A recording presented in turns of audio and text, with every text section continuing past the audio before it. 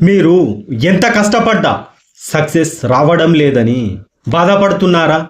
అయితే ప్రాబ్లం అనేది మీ కష్టంలో లేదు, మీరు పెట్టుకున్న ఎక్స్పెక్టేషన్స్లో ఉంది. నువ్వు 100 మందికి మెసేజ్ చేస్తే ఒక్కరు కూడా రిప్లై ఇవ్వడం లేదని బాధపడుతున్నావా? ఎంతో కష్టపడి నేను సోషల్ మీడియాలో పోస్ట్ చేస్తే ఒక్క లైక్ కూడా రావడం లేదని ఫీల్ అవుతున్నావా? అయితే నువ్వు ఎక్స్పెక్టేషన్ ట్రాప్ అనే ఒక మాయలో పడిపోయావు. మనిషి జీవితం ఎప్పుడు ఒకేలా సాఫీగా ఎన్నటికీ సాగదు, కానీ ఎప్పుడు సాఫీగా ఒకేలా ఆనందంగా మాత్రమే జరగాలి అనే మన ఆలోచన మాత్రమే మనకు సమస్యలను తెచ్చిపెడుతుంది. మనం రోడ్డుపై ప్రయాణించేటప్పుడు స్పీడ్ బ్రేకర్లు వస్తాయని ముందు చూపుతో వాహనాన్ని ఎలా నడుపుతామో మన జీవితాన్ని కూడా అలాగే ముందు చూపుతో నడపాలి.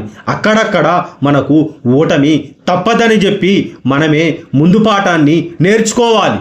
మనం ఒక పని చేసేటప్పుడు దాని ఫలితం ఇలాగే ఉండాలి అని ఒక గీత గీసుకుంటాం, మనం లెక్కలేసుకుంటాం. మనం చేసిన పనికి ఫలితం మనం గీసుకున్న గీత ప్రకారమో వేసుకున్న లెక్క ప్రకారమో రాకపోతే మనం నిరాశకు గురవుతాం. కానీ మనకు ఫలితంపై ఉన్న శ్రద్ధ పని మీద ఉన్న శ్రద్ధ కంటే ఎక్కువ అయినప్పుడు ఇలాంటి నిరాశ తప్పదు. మనకు లభించిన దాన్ని మనం స్వీకరించడం అంటే మనం ఓడిపోవడం కాదు. నువ్వు నీకు లభించిన దాంతో, నీ దగ్గర ఉన్న దాంతో నీ కొత్త జీవితాన్ని ప్రారంభించడం అన్నట్టది. మనకు అంచనాలు లేనప్పుడే ఆనందం అనేది లభిస్తుంది. మన జీవితం ఎప్పుడు ఒక ప్రవాహంలా ముందుకి సాగుతూనే ఉంటుంది, కానీ మనం మనకు నచ్చిన చోట జీవితం అలాగే ఆగిపోవాలని కోరుకుంటాం. అంటే మనకు ఒక విజయం లభించినప్పుడు, ఒక ఆనంద క్షణం లభించినప్పుడు ఎప్పుడు అదే ఆనందంలో ఉండాలి, ఎప్పుడు అదే విజయంలో ఉండాలి అంటే అది ఎన్నటికీ వీలు పడదు. మనకు అలాంటి అంచనాలు ఎప్పుడు ఉంటాయో అప్పుడు జీవితంలో మనకు నిరాశ తప్పదు. ఒక విద్యార్థి నాకు 90% మార్కులు రావాలి అని పరీక్ష రాస్తే అతనికి 80% మార్కులు వచ్చినా అతను ఏడవడం ప్రారంభిస్తాడు. అదే నేను పాస్ అయితే చాలు అనుకొని రాస్తే 50% మార్కులు వచ్చినా ఆనందంగా ఎగిరి గంతేస్తాడు. ఇక్కడ ఫలితంలో లేదు, అతని మైండ్ సెట్లో ఉంది మార్పంతా. మనం ఒకరికి సహాయం చేసి వాళ్ళు మళ్ళీ మనకు సహాయం చేయాలని ఆశపడతాం. ఈ ఆశపడడంలోనే, ఈ పక్క వాళ్ళ గురించి అంచనాలు పెట్టుకోవడంలోనే మన మనసు నిరాశ చెందుతుంది.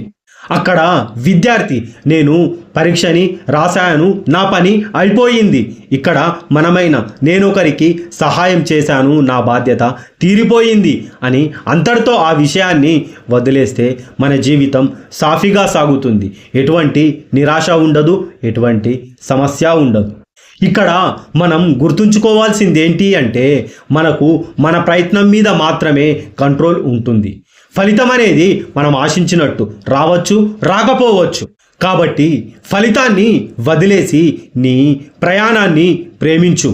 నీకు ఏది లభించినా అది ఒక పాఠంగా స్వీకరించు.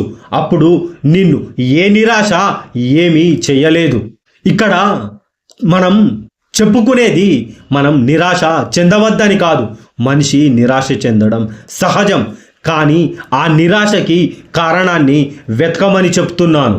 మన జీవితం ఎప్పుడు కూడా సాఫీగానే సాగుతుంది, కానీ అనవసరమైన మన అంచనాలే దానికి స్పీడ్ బ్రేకర్లా బ్రేక్ వేసి మనలో నిరాశని నింపుతాయి. అంటే నువ్వు ప్రయత్నం చేయు, కానీ ఫలితాన్ని అంతగా ఆశించకు.